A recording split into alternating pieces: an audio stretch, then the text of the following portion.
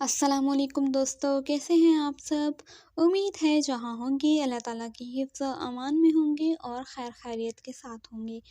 تو جناب، جیسا کہ آپ کو معلوم ہے کہ ہم نے چینل پر سیلاب زدگان کی مدد کے لیے ایک ناولوں کا سلسلہ جو ہے وہ شروع کیا ہے، جس میں ہم روز کسی نہ کسی رائٹر کا جو ہے وہ ناول آپ کے لیے لے کر حاضر ہوتے ہیں۔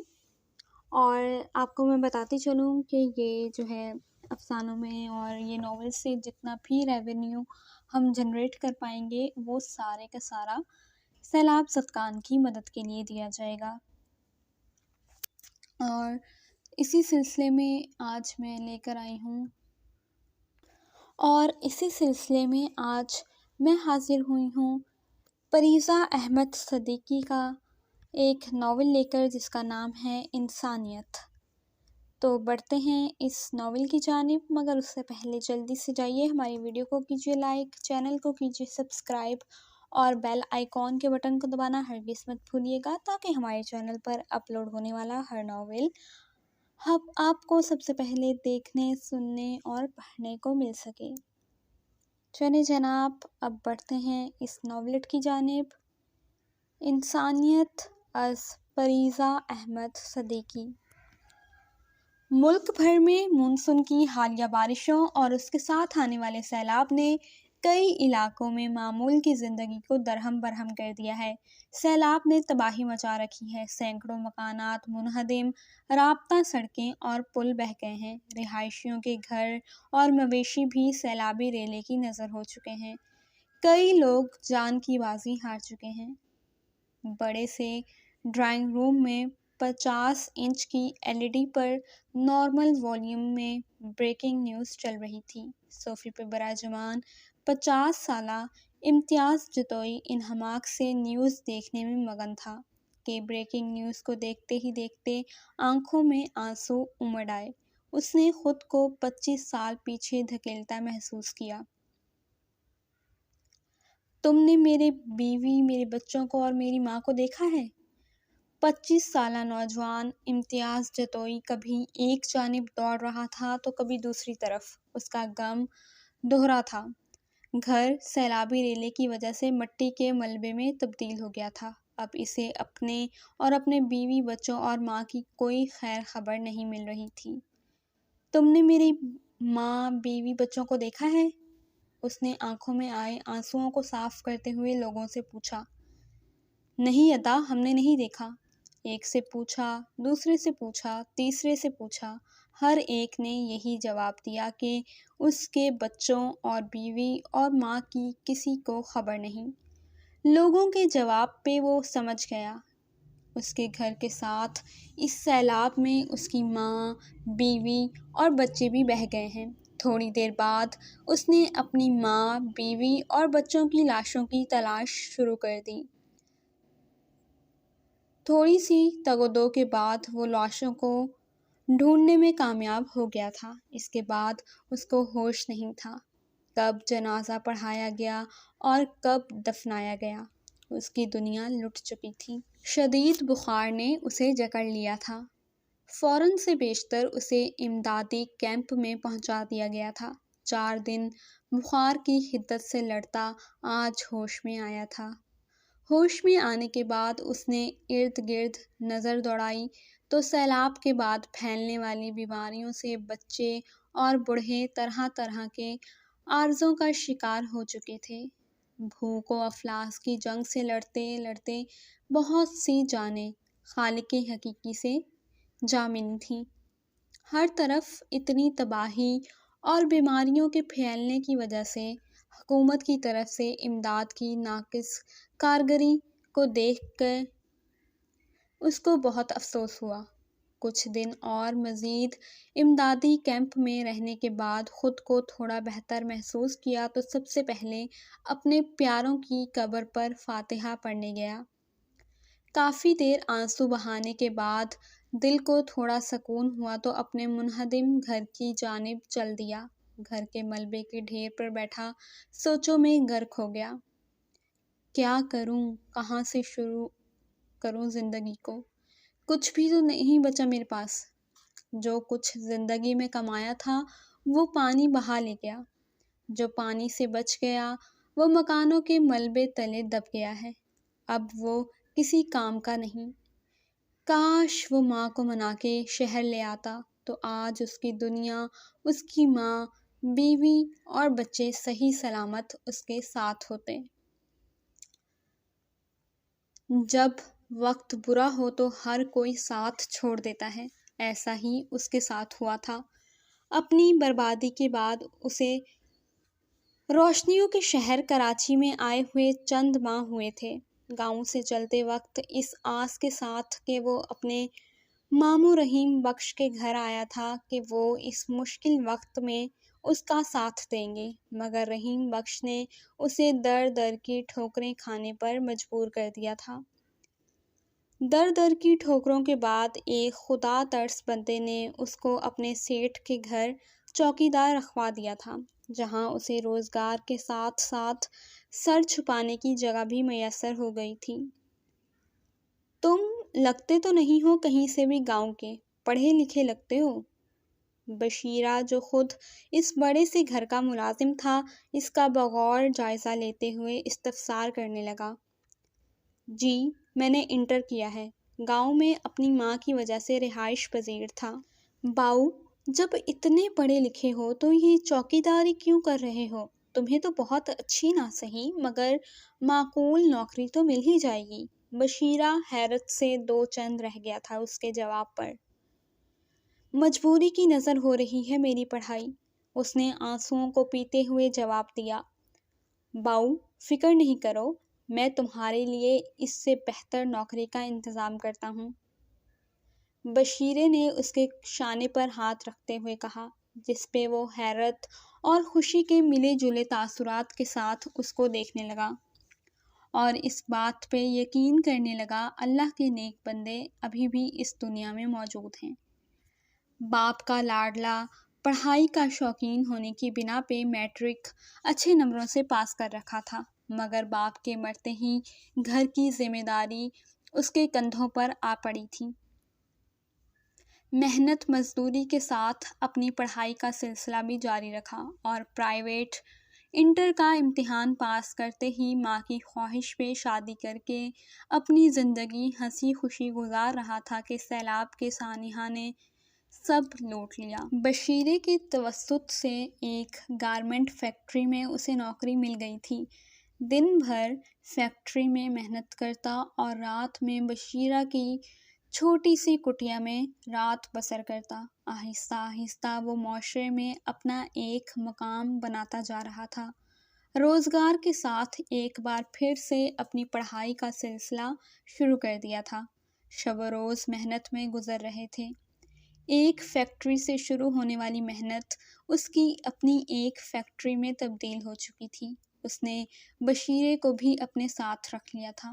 وہ غریب سہی مگر تھا تو اس کا محسن ہی۔ اس کے ساتھ کی بدولت ہی آج وہ اس مقام پہ تھا۔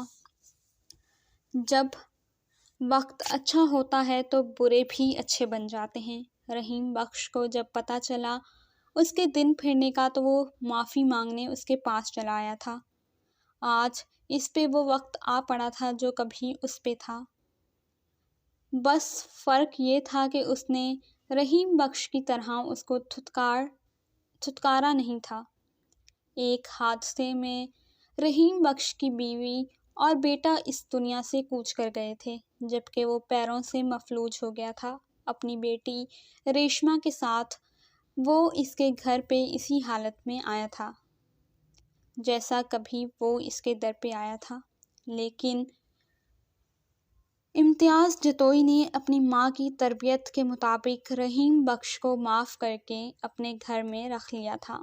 وقت گزرنے کے ساتھ امتیاز جتوئی نے محسوس کیا ریشما اپنی ماں سے بالکل الگ ہے، گویا کہ وہ زیادہ پڑھی لکھی نہیں تھی، مگر اس کا رکھ رکھاؤ، اس کا چال چلن، رہن سہن اور ایک پڑھی لکھی ہونا ظاہر کرتا تھا۔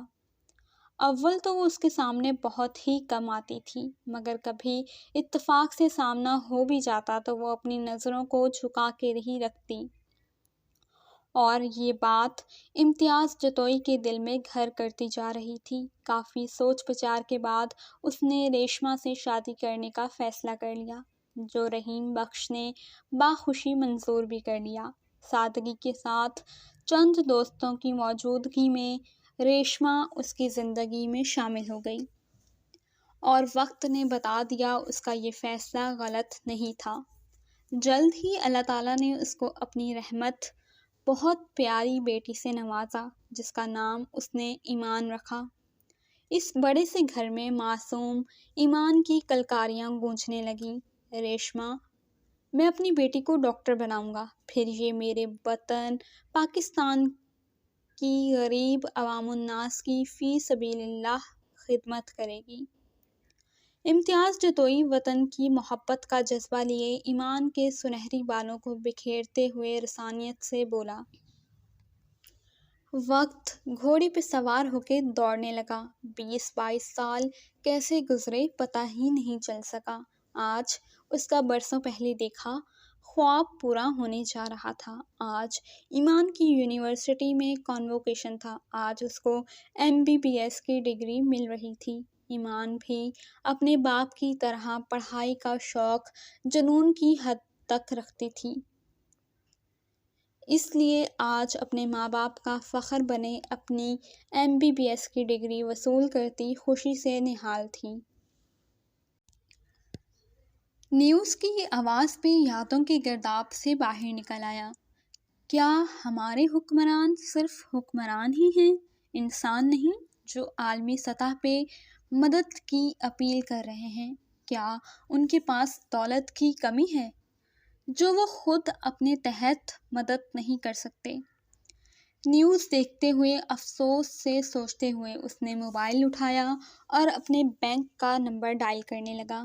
مینیجر سے بات کر کے مطمئن ہوتا ایمان کے کمرے میں چلا گیا۔ اس نے جو علم حاصل کیا تھا، اب اس کے امتحان کا وقت آیا تھا۔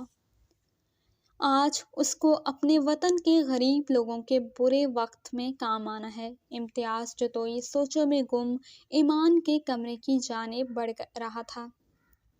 ایمان، امتیاز جتوئی نے ایمان کے کمرے کے دروازے کے پاس رک کے اس کے کمرے کا دروازہ بجا کے باہر سے ہی اس کو پکارا۔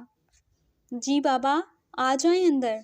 ایمان نے امتیاز جتوئی کی آواز سن کے دوپٹہ سر پہ لیتے ہوئے کہا، بیٹا، آپ نے نیوز میں دیکھا کس طرح سیلاب نے ہمارے وطن کو اپنی لپیٹ میں لیا ہوا ہے، کس طرح سے غریب عوام بے سر و سامان، بے آسرا کھلے آسمان کے نیچے اب ہماری مدد کے انتظار میں بیٹھے ہوئے ہیں۔ سیلاب کی تباہ کاریاں منظر عام پر ہیں۔ سیلاب زدگان کو آج ہماری ضرورت ہے۔ ہماری حکومت جو کر رہی ہے سو کر رہی ہے، مگر انسان ہونے کے ناطے ہمارا بھی فرض ہے کہ ہم اپنی ذات سے ان کی مدد کریں۔ جیسا کہ مسلم شریف کی ایک حدیث کا مفہوم ہے کہ اللہ رب العزت کو وہ شخص زیادہ محبوب ہے جو اس کی مخلوق بندوں کے لیے زیادہ مفید ہو۔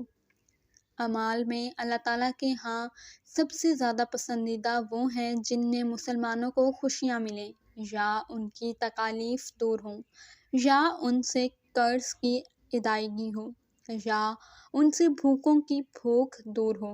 ایک اور حدیث کے مطابق رسول اللہ صلی اللہ علیہ وآلہ وسلم کا فرمان مقدس ہے کہ بہترین صدقہ کسی بیمار اور بھوکے کو کھانا کھلانا ہے۔ آؤ چلو، اللہ نے ہمیں خدمت خلق کا موقع دیا ہے، اس سے محروم نہیں رہو۔ سیلاب متاثرین کیمپ میں جا کے اپنے ڈاکٹر ہونے کا حق ادا کرو، اپنے وطن کی، قوم کی مدد کرو۔ امتیاز جتوئی جذبہ حب الوطنی سے سرشاری سے بولا، جی بابا، میرے خیالات آپ سے الگ نہیں، اور اس کار خیر میں ہی نہیں بلکہ میری پوری ٹیم بھی ساتھ جائے گی۔ آپ کے آنے سے پہلے میں اپنی ٹیم کو ہی کال کر کے بتا رہی تھی، اور بابا، یہ خوشی کی بات ہے کہ آج کے نوجوان اس سرگرمی میں بڑھ چڑھ کے حصہ لے رہے ہیں۔ ایمان جو امتیاز جتوئی کے آنے سے پہلے اپنی ٹیم کو امدادی کیمپ میں جانے کی ہدایت دے رہی تھی، اس کے بولنے پہ پوری تفصیل سے آگاہ کیا۔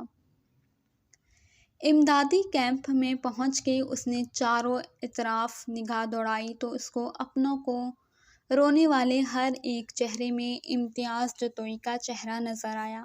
مدد کرنے والوں میں وہ بھی شامل ہو گیا۔ مالی طور پہ تو وہ مدد کر ہی چکا تھا، مگر جو سکون اپنے ہاتھ سے مدد کرنے میں مل رہا تھا، اس کو وہ کسی سے بیان نہیں کر سکتا تھا۔ بشیرہ اس دنیا سے رخصت ہو چکا تھا، لیکن جاتے جاتے اس کو انسانیت کا ایک سبق پڑھا گیا تھا کہ انسان میں انسانیت ہو تو وہ اپنی استطاعت میں رہ کر بھی ہر ممکنہ دوسروں کی مدد کر سکتا ہے۔ اس نے بھی ایسا ہی کیا تھا، وہ بھی اپنی استطاعت کے مطابق سیلاب زدگان کی مدد کے لیے آ پہنچا تھا، اور ایمان کو دل جوئی سے کیمپ میں آنے والے مریضوں کو دیکھتے ہوئے اپنے خواب پورا ہونے پہ خوش ہو رہا تھا۔ آج اس کو لگ رہا تھا اس دنیا میں اس کے آنے کا مقصد پورا ہو گیا ہے۔ برے وقت میں انسان کے کام آنا ہی اصل انسانیت ہے۔ ختم شد۔